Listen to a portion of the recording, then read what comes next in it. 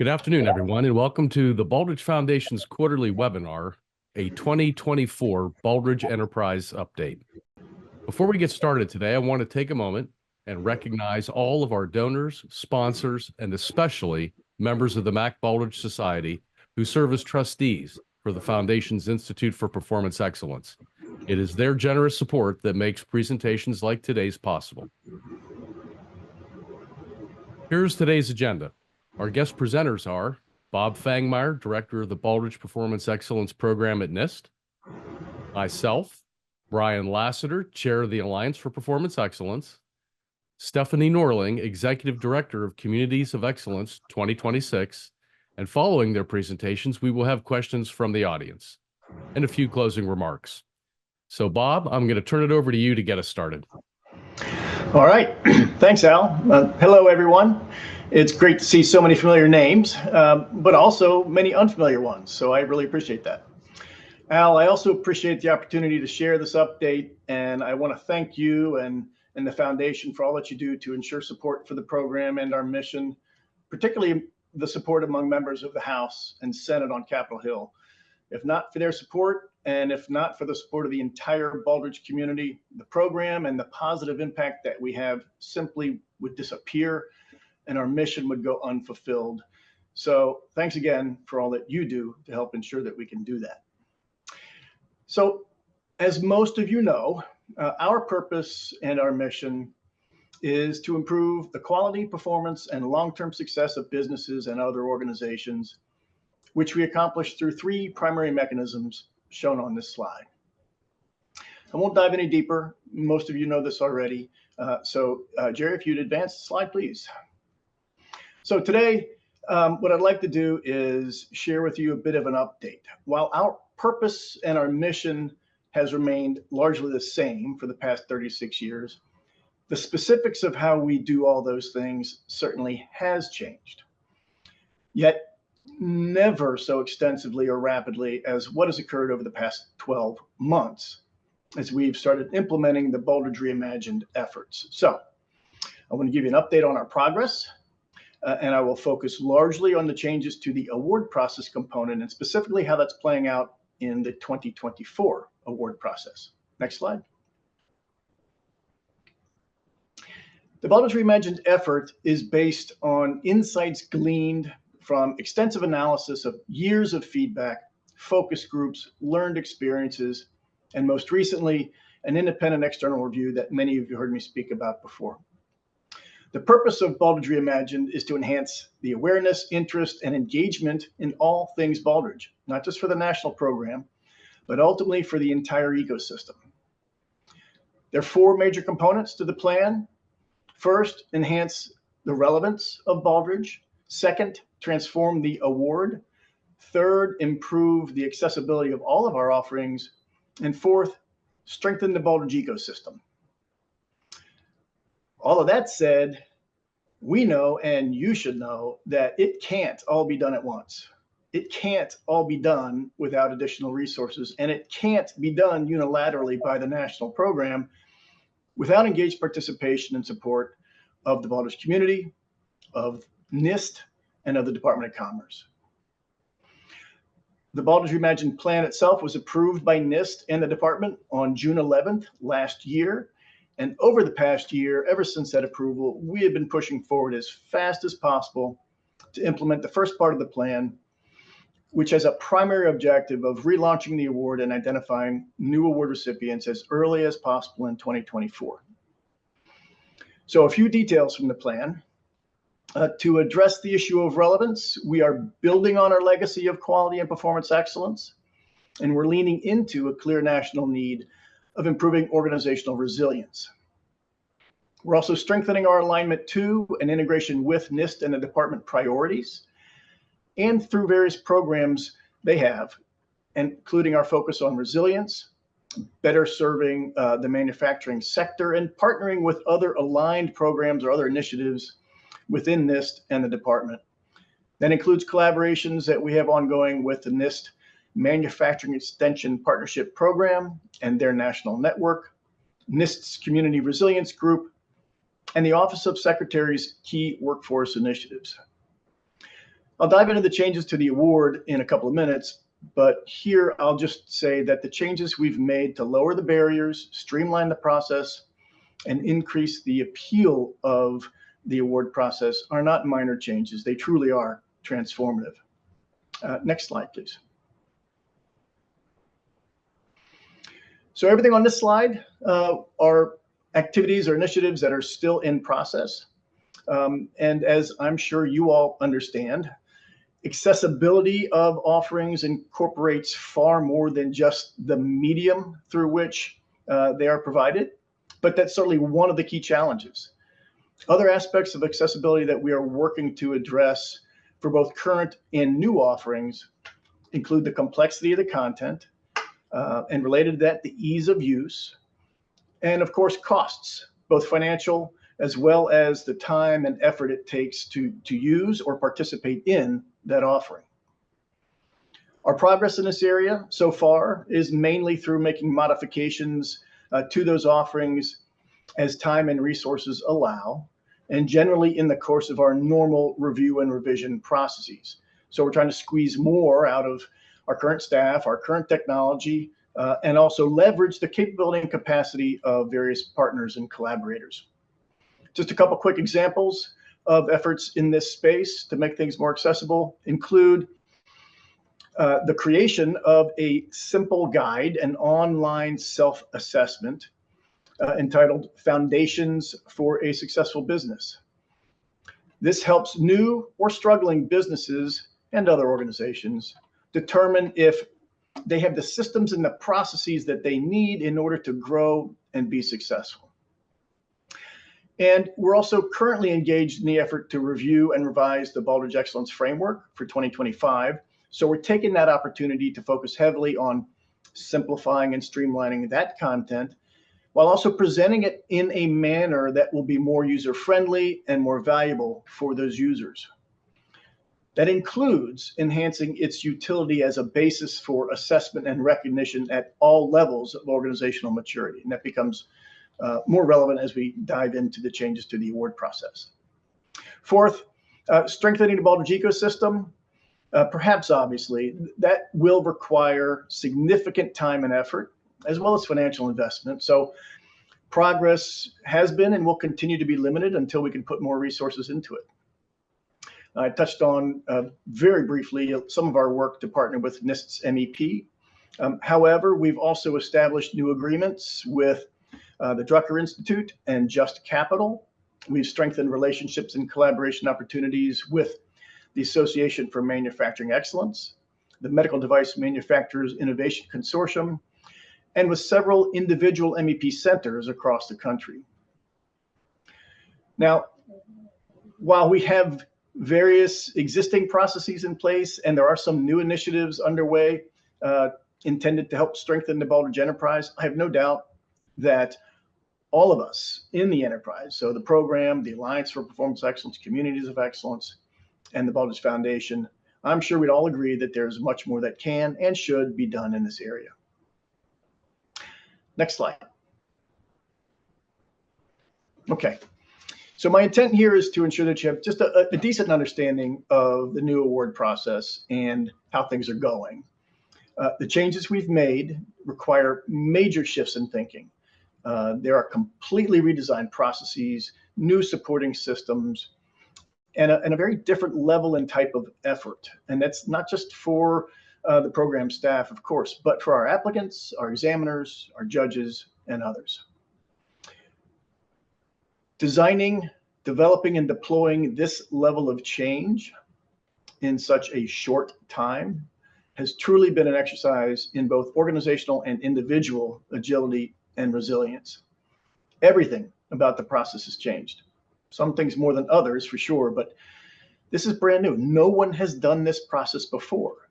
The old process had 36 years of experience and refinement, and we're now in year one for the new process. And I can assure you there will be refinements to this process as well.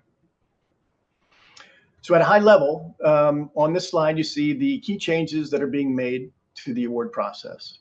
In the next few slides, I'll touch on some of the details, but I'm going to try and keep it fairly high so we can move through them pretty quickly. Now, I know some of you have heard me say it before, but this first point here represents a true paradigm shift. It's not obvious on the surface, perhaps, but focusing the award process on identifying role models rather than providing an organization-wide maturity assessment of everything that's important to an organization's success really allowed for a truly radical simplification and streamlining of what needs to be reviewed and how it's evaluated.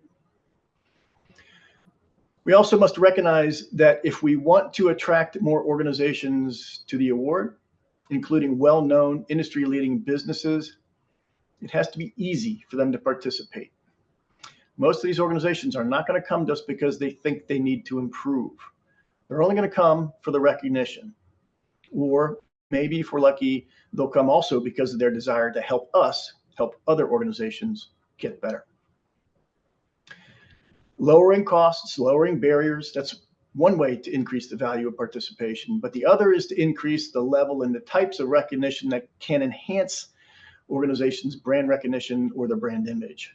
So that's what we're trying to do in a couple of ways this year, by formally recognizing finalists for the award and by highlighting initiatives, practices, or processes that are having significant impact for the organization, its key stakeholders, or perhaps for the nation.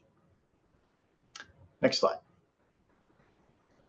Okay, so with all of that in mind, in terms of our purpose behind the changes to the award process, I'm going to walk you through these 4 areas. Next slide.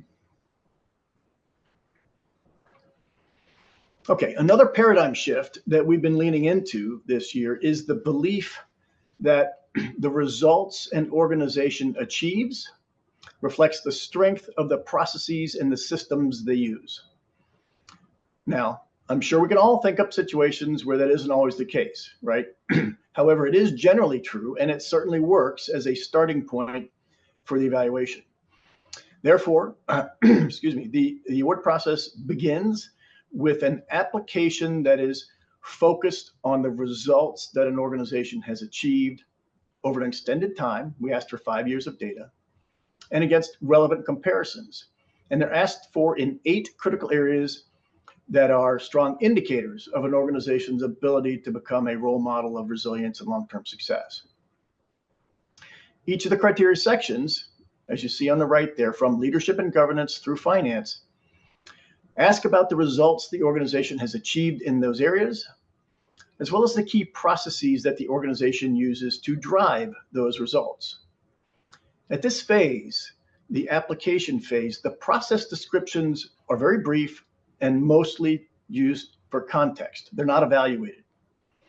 The parenthetical numbers next to the sections reflect the number of results questions in each section.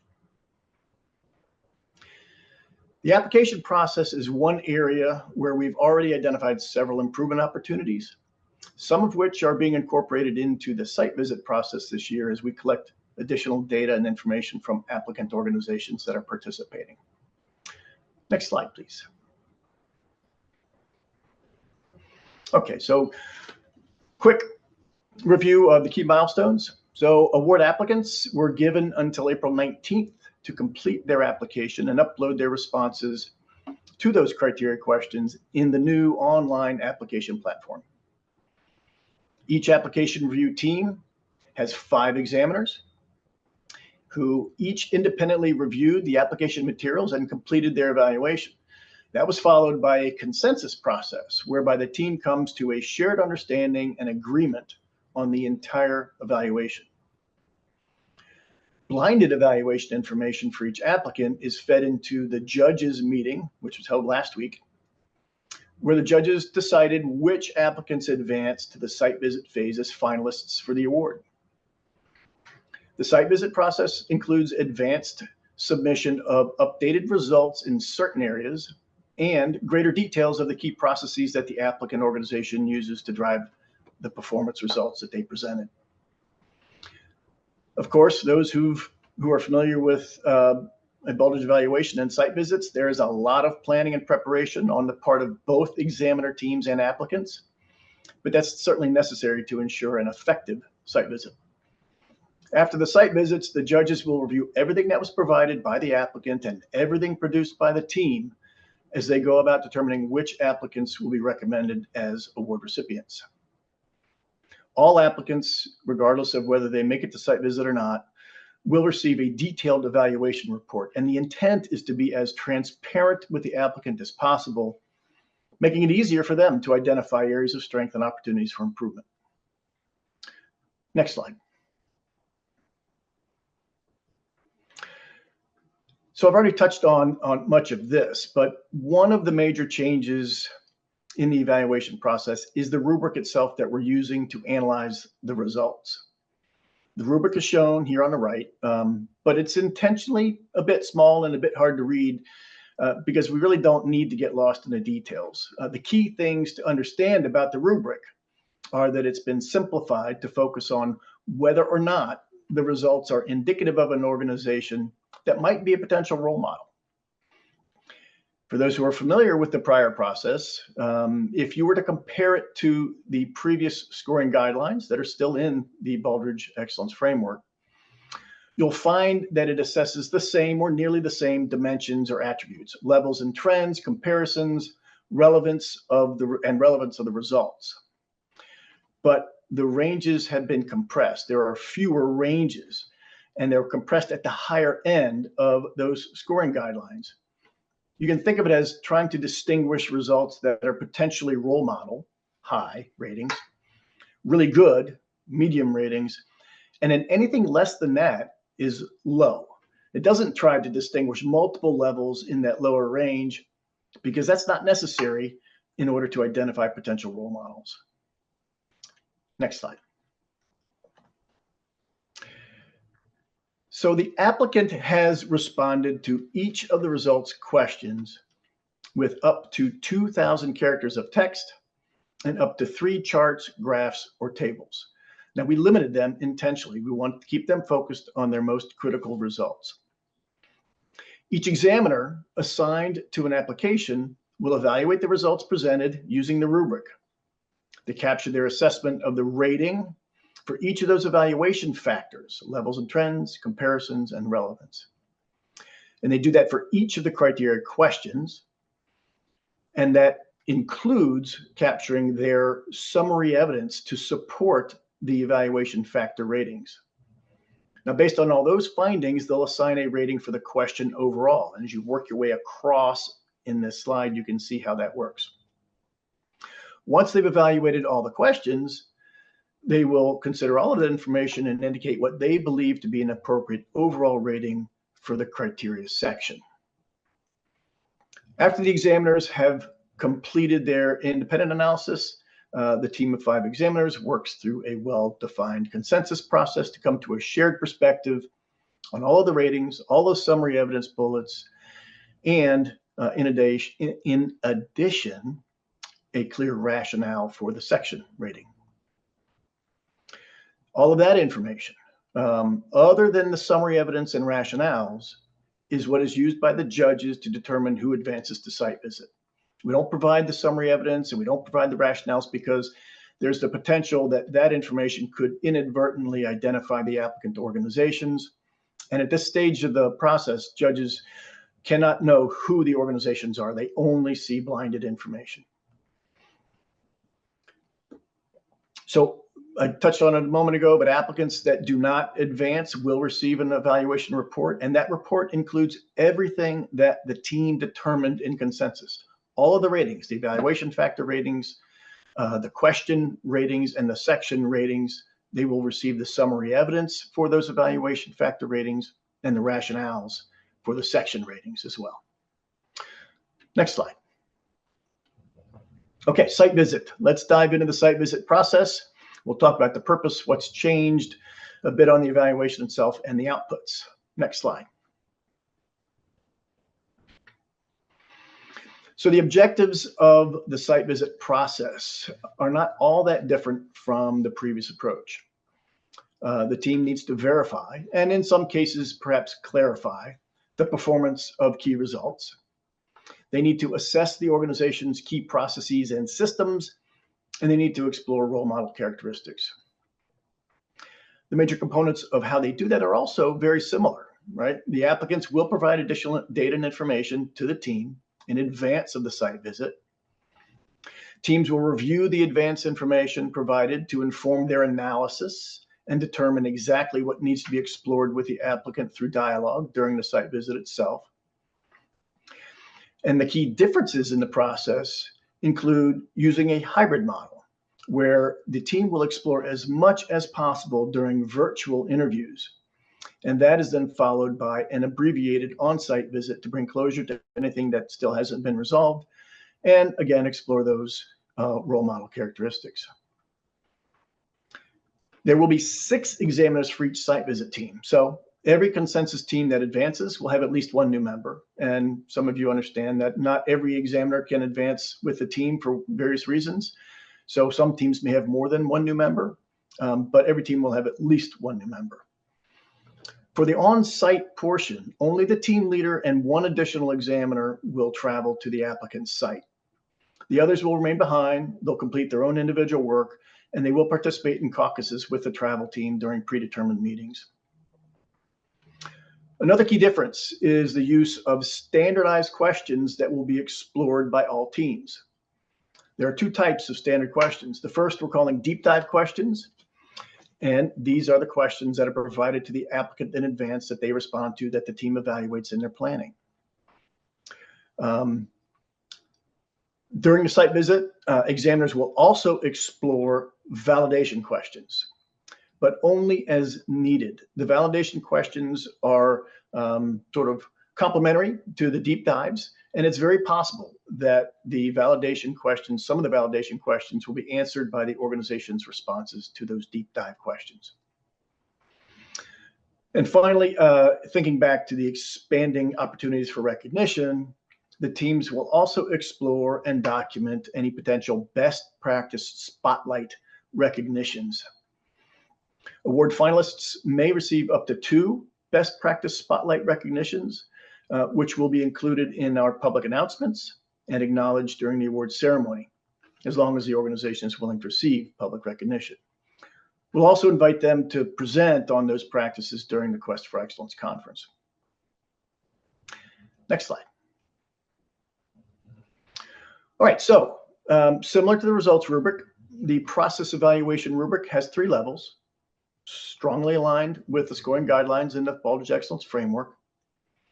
And the evaluation factors here are exploring whether the approach described is systematic, whether it is deployed to all appropriate individuals, areas, and groups, whether it has been regularly evaluated and improved, and also whether there are instances of innovation. And finally, whether it's aligned to what is important for the organization and integrated with other key processes. Again, the levels are compressed to focus on distinguishing potential role models. So examiners will consider all the information received from the applicant, including through virtual and in-person interviews, as they apply that rubric. Examiner teams will come to consensus on all of the evaluation factor ratings, all the summary evidence, section ratings. They'll also come to consensus on any revisions to the consensus evaluation of the results based on any new or updated results that were presented by the applicant. They will also consensus on potential best practice spotlight recognitions to include a rationale for that. Next slide, please. Okay, so all of that consensus work becomes the output of the site visit process. It is fed into the judge's preparation and the judge's determination process around which organization should be recommended for the award. It is, of course, the basis also for the final evaluation report that will go to that applicant. Next slide. So let's talk about the judge's process itself. The meeting to determine which applicants will be recommended for the award will occur from September 9th to the 13th this year. At the end of the June meeting, where the judges determined which applicants advanced, the judges panel as a whole reviewed all potential conflicts that they have with the applicants that were moving forward. A judge with any real or a perceived conflict will receive no information about that particular applicant during the site visit process or the judging process. They will see none of the evaluation of it, and they will not be present for any discussion or any voting on that particular applicant. In advance of that September meeting, all non-conflicted judges will review all of the information provided by the applicant and all of the output from the examiner team's work. Based on all of that, they will share with one another their insights into that organization, questions that they think should be asked of the examiner team leader, noting potential role model practices, and noting any critical gaps or vulnerabilities. And this is done for every applicant. Then during the meeting itself, judges will finalize their questions for the team leader, hold a conference call with the team leader to explore those questions, and engage in dialogue with one another to ensure they have the information they need in order to make a determination. The judges then vote on whether the organization should receive the award. And it's worth noting that a yes vote requires a supermajority, so it's not an easy bar. Sometimes additional calls are made to the site visit team leader in order to gain greater clarity, and sometimes there are multiple rounds of voting on a given applicant.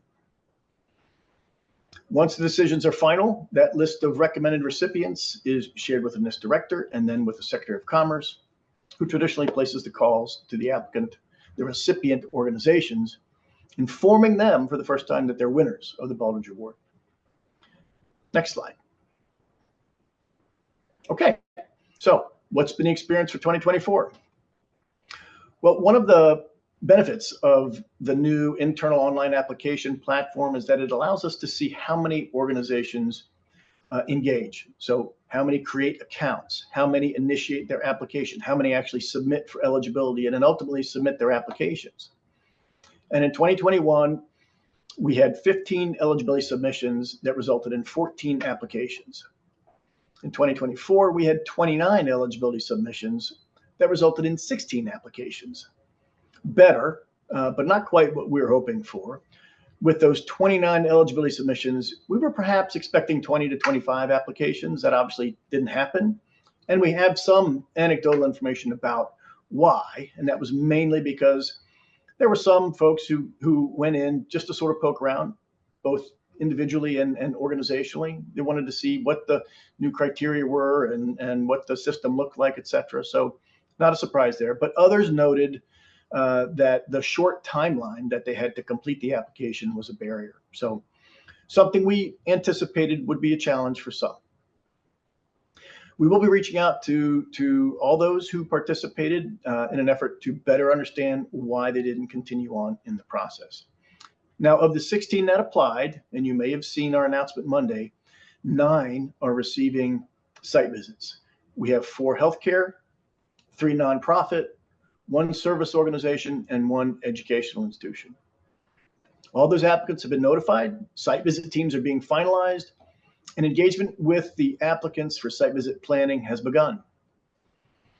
I mentioned before that we've already identified some opportunities for improvement, and that is certainly true, and we will certainly identify more.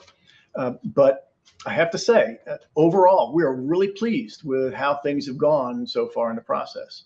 I believe that the judges were able to make good decisions about who should advance because the examiners did their best to let go of the old process and work with the new.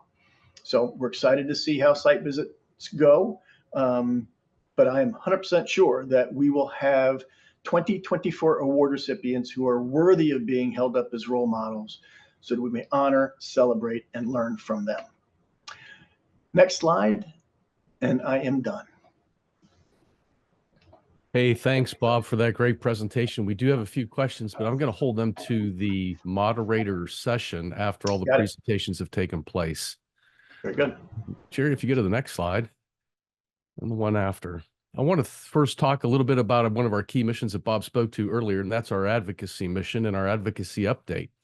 The FY25 budget was actually released this morning in the House, and we'll be waiting for the Senate version sometime over the summer here so that those two can come together and produce a final bill that the president will sign. We continue to enjoy bipartisan support in both the House and the Senate in the key CJAS subcommittees. And a lot of that is due to all of the hard work that takes place out in the field. So I want to give a big shout out to Brian and the Alliance and all of our state-based programs, as well as communities of excellence. Part of our mission in working with members of Congress and their staffs is to tell your story. All of those great things that are happening around the Baldrige Enterprise and the difference that you make. And so we do that in a number of ways. One of them is to look at the websites of each of the state-based programs and follow your success win award cycles throughout the year. And then we talk in the executive leadership team, the enterprise leadership team, with Brian and Stephanie and Margot representing the Alliance as well as Brian, and get stories through them. In addition to that, one of the things that I would ask you to do or consider is if you have a great success story that you think would be of interest, to send it to us at info@baldrigefoundation.org. And please include your name and a phone number where we can get with you for greater detail. But the more success stories that we have on the impact that Baldrige is making, the more successful we will be with members of Congress who not only fund the Baldrige program, but grow the Baldrige program nationwide and grow the funding associated with it so that we can continue to do more. And so everybody has the opportunity to get involved and to help. And again, that website is baldrigefoundation.org, and the email is info@baldrigefoundation.org if you want to share one of your stories with us. Next slide. Another key mission for us is fundraising. I want to personally thank so many of you out there, especially those who have been involved with Baldrige for so many years as an examiner or as a judge or as a team leader, involved with state-based programs, who send us continuous support financially through one of our campaigns, through Giving Tuesday on our websites and in a number of venues that where we solicit your support. Again, thank you. Every single donation counts. And as always, I want to thank members of the Mac Baldrige Society who are our major corporate donors who help us do so many great things, not only with the Baldrige program and with state-based programs and supporting them, but supporting communities of excellence, as well as the Institute for Performance Excellence. Thank you again. Next slide. A little bit on thought leadership and what we're doing with the Institute right now. Again, as a reminder, we offer more than 400 courses online at your own pace that can be accomplished, certification programs to include Lean, Six Sigma, and hundreds of others, touching just about every aspect of Baldrige and those key elements that support Baldrige.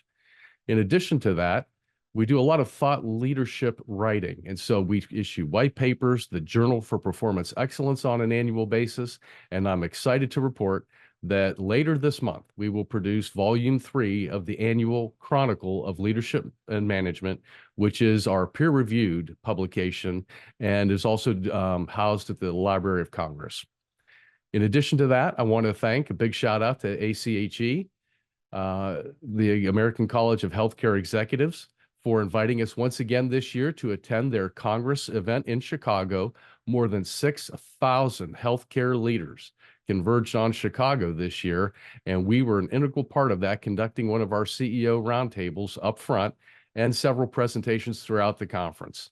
Again, thank you to them for all of their support, and I would encourage every healthcare leader to attend ACHE's event next year, which will be in Houston. They've been in Chicago now for quite a few years, and now they'll be moving to Houston this coming year in 2025, and we look forward to partnering with them again. Now I'm going to turn it over to Brian, who's going to give an update on the Alliance for Performance Excellence. Brian? Hey, thank you, Al. Hello, everybody. Nice to see many names that I recognize. Glad to be part of today's conversation. I just have a couple of quick updates on the Alliance for Performance Excellence. Most of you probably know who we are, but if you don't, we're almost a 20-year-old nonprofit network that serves to inspire individuals, organizations, and communities across the United States and the world to learn more, implement, and achieve performance excellence. So the last year and a half or so, we've been working on resetting these foundational statements you see on the page, our purpose, mission, vision, and values. Most recently, completing a complete revision to our core values and some companion expected behaviors that you don't see on the page. And we'll tackle the vision as our last component here shortly. But given the changes in the national program, given the changes just in our environment and the fact that we're coming up on 20 years, it was the right time to reflect on who we are, what value we provide to our members and to the general public. So we're really excited to reset these pillars and to be a meaningful component of the Baldrige Enterprise. Next slide. We do serve 31 members, 27 of which are Baldrige programs themselves. They're either state, regional, or national programs that cover all 50 states and beyond. You'll see some of them listed there. And if you hit every state on this map on our website, then you can get to the actual program itself. Next slide. Sense of scale in aggregate, we're fairly large. We served about almost 1,000 applications in 2023, trained about 1,000 examiners. You'll see on the graph on the right, the slight dip, the COVID-related dip in 2020 and 2021. But pleased that we've turned the corner, and some of the early indicators of 2024 is that volume continues to rise. So that's really good too, as we serve as a feeder system to the national program. Next slide. I know this is a really busy one for you all to absorb, so I'll just sit here for a second. This is the Alliance's plan on a page. We've been using a similar format for several years. Now it's a snapshot of what's important to us and how we achieve our mission and where we're focusing our energy in 2024. So I'll draw your attention to the left column. It's shaded in slight gray. It outlines the 4 strategic priorities, the strategic objectives, if you will, that we're pursuing this year. And quite honestly, probably most of them carry into 2025. The first one complements everything you just heard that Bob shared in the national program changes, but also covers some of the changes we need to make with our Alliance member programs to our core evaluation processes. The other 3 are more internally focused on Alliance operations and overall effectiveness. Regarding the third one there, hosting the Baldrige Fall Conference, we'll go to the next slide. Many of you have probably attended this event in the past. If you're not familiar, this is a miniature version of Quest for Excellence. It always occurs in the fall. This year, it's October 29 and 30, with the Communities of Excellence Conference, the 28th and 29th, right in front of it, in Coral Gables, Florida. So this is what, 2 or 3 days before the end of hurricane season. We're all crossing our fingers. But it's a beautiful host location at the Biltmore in Coral Gables.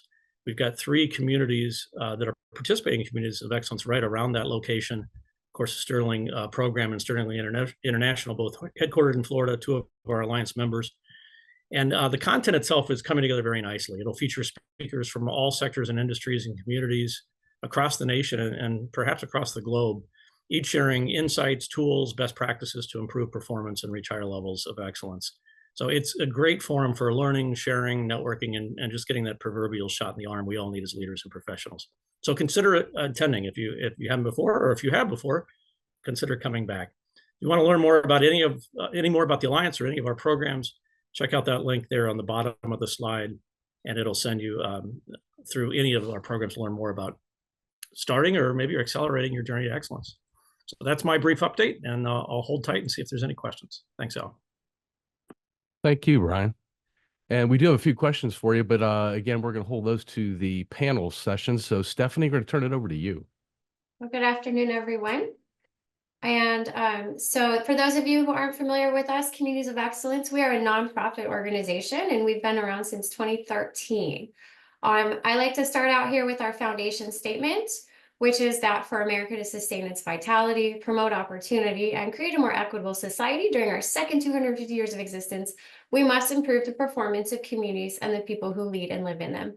And that has been our focus since we were founded and in the work that we've been doing to date. A few years ago, we reevaluated our kind of core purpose and our mission and vision and developed these statements that our purpose, why we exist, is to ensure that every person in America has their opportunity to live their best life in communities that are thriving. And our envisioned future is that communities that adopt this framework are recognized as the top performing in the nation and are catalysts for our country to lead the world in educational attainment, economic prosperity, health and wellness, and quality of life. So if you're new to Communities of Excellence, we also have what we've developed is the Communities of Excellence framework. It's based on the Baldrige criteria and aligns very well with it. We've gone through 5 iterations of this criteria based on feedback from individuals like you, from our community leaders, and from help with the Baldrige program, the foundation, and the alliance. This most recent iteration we did was our most comprehensive to date.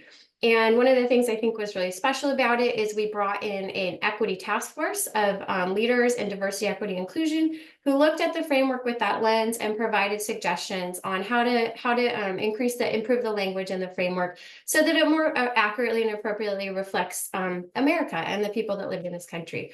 We're very happy and proud of the result and of this newest addition to the framework. Our main program is our National Learning Collaborative, and that is a 3-year, 3-phase program that groups of leaders within communities go through in cohorts of anywhere from 3 to 6 communities at a time. After those 3 years, our communities move on to our alumni program, which now has 12 communities involved in it. But you can see here the 26 active communities in that National Learning Collaborative. We love that they are made up of all different types of communities, small rural communities like McCook, Nebraska, large urban areas like San Diego County and St. Louis, and everything in between. And so it's a great opportunity for community leaders to learn from each other, share what's working and share what's not. And we continue this program every year. It restarts in October of each year.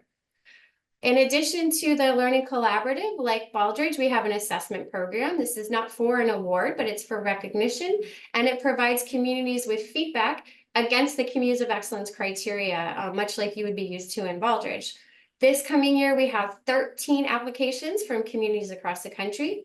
What's unique this year is that 9 of those applications are level 3, which is responding to all of the criteria in the framework.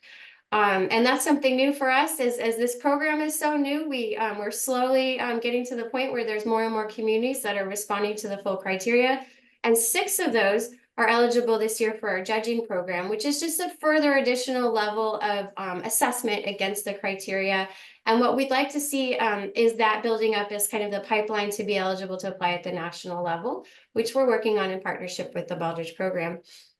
We have actually more than 56 reviewers this year, and we've improved the reviewer training. Every year we're trying to kind of learn and develop it so that it's both really fun and exciting for the reviewers and provides feedback reports that are really meaningful to the communities. We've also updated our application process this year in response to what the communities are telling us that they need, and as well as what the reviewers are telling us would be most helpful to them. Another new thing that's we've been working on is data. That's not new, but this Common Community Scorecard was developed in response to the fact that we know that communities need help with data. There's so much data out there, and as a group of leaders, it's really difficult to even figure out where to start and how to gather the right data that's going to paint an accurate and helpful picture of your community. So as a way to try to assist with that, we developed what we're calling the Common Community Scorecard. By no means are these the only indicators out there, but they are a really good starting point for a community group that maybe doesn't quite know where to begin with their data. We got a lot of positive reception from this, and we also developed cascading metrics that kind of fall underneath each of these in each of the domains that tell a more complete story. And the purpose of these really is to help empower the groups with the information they need to engage their residents, to be able to provide updated and relevant tools and resources, and to help ultimately drive progress towards these outcomes. Something that we've just done this year and we're about to launch is that we've put this entire scorecard on a digital dashboard for every community that's involved in Communities of Excellence. When you sign up, you get your own dashboard that is customizable to your community. It includes about 25 of the metrics that we have included in our common scorecard and our cascading measures, and the opportunity for you to further customize this scorecard for your community as you go. So it's a really, really exciting value that we're giving to communities that are involved in Communities of Excellence. And we believe is just going to be a really strong addition to the work and help further drive success with the efforts that communities are taking on. So if you're interested in our Learning Collaborative, we're still taking applications for the newest cohort. And again, it's a 3-phase program. We're really excited about it. We've been seeing great results coming out of the communities involved. We have recently had 2 webinars from 2 community leaders that you can find on our website, talking about how they've used the Learning Collaborative and how they've done this work in their communities. It's just been wonderful. And then we also know, though, that It's important to meet individuals and leaders in communities where they're at. So we're developing new programs. One of these is what we're calling a social impact accelerator. We want to use the principles of Baldrige and performance excellence, but we acknowledge that maybe not all communities are quite ready to dive into a full communities of excellence journey. So this is one of the ways that we've developed to try to help, kind of meet communities and leaders where they're at and help use Baldrige principles to get more impact out of initiatives that maybe you're already taking on in your community. We plan to roll this one out later this year, so keep an eye out for that, as well as some other programs focused on building teams and developing leadership within your communities. And also, as well as Brian said, finally, the Communities of Excellence Fall Conference is the 28th and 29th, followed by the Baldrige Fall Conference on the 30th. We have a really fun lineup this year. We are going to announce and open up registration on July 8th, I believe. So keep an eye out for that. And we would love to see you at both the Communities of Excellence Conference and the Baldrige Fall Conference. So that's all I have. Thank you. Thank you for that update, Stephanie. Now we're going to go to some questions here from the audience. And I know this one was a hot topic of conversation at the Board of Overseer meeting, which I attended, which is Bob's meeting in DC, as well as a number of other people who have weighed in on this. But the question is, how do we get more manufacturing companies involved? And I know we're doing a number of things with MEP, the Manufacturing Extension Partnership nationwide, that Brian can speak to. So, Bob, why don't you take that one? Sure. So there's a number of things we've been doing and things we are planning to do. So what we've been doing, Al, you mentioned the collaboration and the partnership with MEP. That's at two levels. So with the National Program Office at NIST, we are developing opportunities to engage together in sort of shared initiatives that will provide Baldrige-based offerings through the MEP centers to their manufacturing clients. But we're also working directly with a number of the MEP network centers. And these are the entities that actually engage with the manufacturers on the ground, similar to what an alliance program would be doing with organizations in terms of working with them. In addition to what we're doing with MEP, as I mentioned in my talk, we have been strengthening relationships with other manufacturing associations like the Association for Manufacturing Excellence, the Medical Device Innovation Consortium, the American Manufacturing Communities Collaborative. We've also been working to establish engagements with and relationships with NIST's Advanced Manufacturing Program Office, Department of Energy's Advanced Manufacturing Office, etc. We've been trying to engage in greater outreach to the manufacturing sector through not just our sort of our partner programs and their messaging, but also attending events, giving presentations, sharing materials, information, etc. So there's a lot that is going on. It would benefit from a bit of more of a sort of strategy level layered over top of that, and frankly, some additional resources to support it. One of the things that we have been working towards is trying to join in with an existing marketing contract that is used by some of our sister programs at NIST. So the Manufacturing Extension Partnership, MEP, they have a contract that is shared with NIST's Advanced Manufacturing Program Office. And it's a very large contract. So we're trying to join into that so that we can take advantage of the resources that are made available through that particular contract. Brian, do you want to add to that from what the alliance programs may be doing to support manufacturing growth? I don't have a lot to add. I will say, Bob alluded to it. Every MEP has a state-based program, and I know a couple of them are very engaged in partnership, Florida and Illinois, for example, and probably a few others.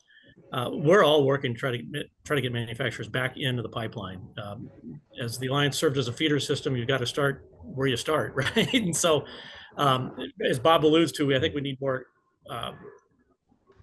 integrated strategies across the enterprise to feed that pipeline and to get more manufacturers starting the journey so that they eventually get to the national program. But many of our alliance members are working with locally manufacturing-based associations to try to make that happen. One Okay. other thing I'd add that I didn't mention is we have been striving, we always have, but we're striving to ensure that we are able to engage with some individuals that have strong connections within various sectors, including manufacturing. And so our overseers, Al, you mentioned the overseers meeting a couple of weeks ago. We have some new members that were added that have very good connections within manufacturing and business. And so we're hoping to leverage those connections as well. You know, one other thing I would throw out there from the foundation is the fact that, you know, these webinars were really, really designed to get the word out, to have better communications from what we're trying to do at a centralized national level to decentralized state programs and just organizations throughout the country, because anybody can attend these webinars for free. So if you're in manufacturing and you're part of an association, and that association is having a conference, or that association is having a gathering of some kind, or your organization simply wants somebody to come into it and talk to the value of Baldrige, there is probably a state program director or one of us who would be more than happy to come to your conference or come to your organization and help you learn and talk more about Baldrige and the value of Baldrige in manufacturing. So please, you know, don't hesitate to speak up and send us a note, and we will get it to the right person, no matter who you contact here in the group. And together, and that's what it'll take, together we can grow Baldrige in manufacturing. The next question I have, Bob, pertains to the number of applicants this year and the mix of applicants. In other words, how many were new applicants and how many were from prior applicants from the old Baldrige type framework? So I think exactly half of the applicants were new to the national program. Some of those I know had been working through alliance programs. I don't know whether all of them had. So I can't tell you whether they were actually, let me step back. I know a couple, at least a few, were entirely new.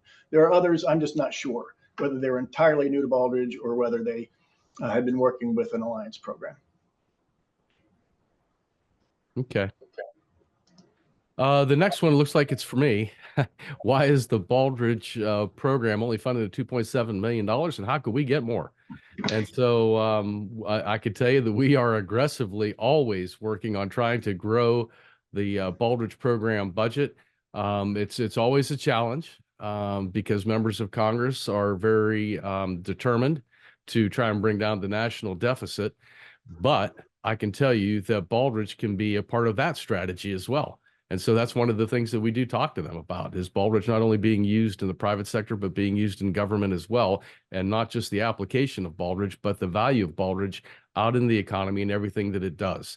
So with that being said, those success stories that I talked about earlier that can come from the field are what truly help us tell the Baldrige story and the importance of growing the program. And it gives us a foundation to request more. One of those key examples are communities of excellence. So if you have a great community story to tell, because you're either a pilot community or one of those communities that is just beginning to embrace communities of excellence or have been using it for a while, please send us your success story. Because one of the things that we would truly like to do next is get Congress to fund Baldrige at a higher level so that they can implement Baldrige communities as the 7th category of the Baldrige Awards. And hopefully we can get that done sometime in the next 12 to 24 months. The next question is probably for Brian here. Well, it is directly for Brian. And that is, are you, over the last 3 years, have you been able to help organizations move through Baldrige and state programs up to the national level? Yeah, we have. And I'll confess, though, that the last 2 years were a little unusual in that there was no national program. So I think the question asked for some data along the last 3 years of what the conversion rate, if you will, is from the Alliance top level recipients to the national. I can't recall the exact numbers in 2021, and I won't put you on the spot, Bob, but historically, I know it's been around 75, 80% of the national applicants have been top level recipients of first of their Alliance top level award. And I'm assuming that was the case in 21 and 20 and 19, as far back as we could go.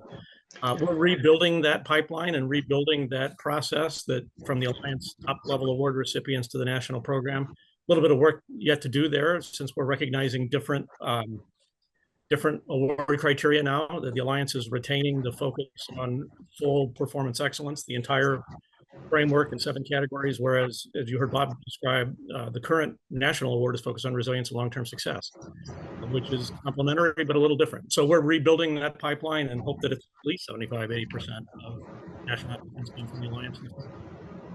Anything to add there, Bob?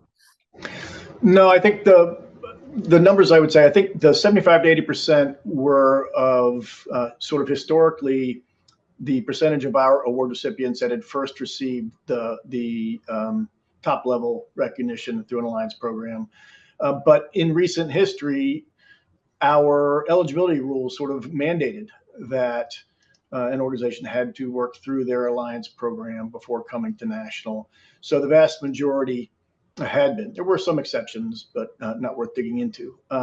So yeah, I mean, our intent has always been that organizations that are sort of just getting started, they're much better off working through the Alliance program. That was clear years and years ago. We changed eligibility to sort of focus on that, because the organizations that came straight to the national program competing for national role model level recognition, if they hadn't worked through their state program, they typically did not do well and basically walked away unhappy, because the system, our process wasn't intended for those at that point. So anyhow, more to do. As Brian said, we have to sort of rebuild that pipeline and make sure that there's a strong path to encourage and enable organizations to work through Alliance up to national.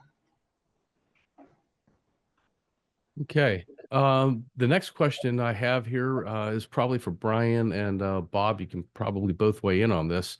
And it comes from Jolie Harris, and it says, how will the changes to the national program, the national award program, impact the Alliance partner programs? Yeah. So Brian, I'll start and then please jump in. But the intent of the changes is to draw more organizations in overall, right? If we, the national program, are able to appeal to a broader spectrum of organizations, if we, the national program, are able to develop and produce products and offerings at various levels of sort of maturity, we can better serve, all of us can better serve more organizations at various levels of maturity. If we can draw in well-known industry-leading organizations into the award process and get them on the podium, that will bring a lot of attention and interest to the process and to all things Baldrige, right? So there's the ultimate intent of all of these changes is to make Baldrige both more appealing and more valuable for organizations of all kinds to participate at all levels, right? Not just the national program, but ultimately the Alliance as well. But Brian already touched on the fact that, you know, we've created a disconnect, and the national program has done it as a part of our changes here, and we recognize that. That's why we need to rebuild that pipeline. But, you know, we are working at that, and I'm confident that we'll be able to reestablish that and make sure it's very effective. Brian, what would you like to add? Yeah, and I know we're almost out of time, Al, so I'll give a 10-second response. The only thing I would add is that in the short term, I don't think much, if anything, will change with the Alliance member programs. We're more developmental in nature, where the national program is trying to recognize role models within resilience and long-term success. We're using the full framework, the full criteria for performance excellence. The national program is using a revised award criteria for resilience and long-term success. I think over time, we're going to learn some best practices from each other of what can move from national into the states and vice versa. In the short term, very little impact on the Alliance member programs. I'm going to close out the question piece with this is a little bit of a statement here, but we also have in the audience the chairman of the U.S. Technical Advisory Group for Innovation Management Systems, Rick Fernandez. And he just wanted to let us all know that the new ISO 56001 Innovation Management Systems Requirement Standard will be published this September. And so, Rick, we're going to reach out to you and hopefully connect so that we can learn how Baldrige can integrate with that more and let our people know what they can do next. So with that, I'm going to go, first of all, thank Bob, Brian, and Stephanie for great presentations today and for fielding all those super questions from the field. And we'll go to our last slide here and just remind everybody that a recorded version of today's presentation and the slides will be available on the Foundation's website early next week. And once again, thanks to all of our great sponsors and donors. We hope to see you again next month on July 30th. Please watch your inbox for an announcement on our guest speakers. And again, thank you for tuning in and have a great day. Thanks, everybody.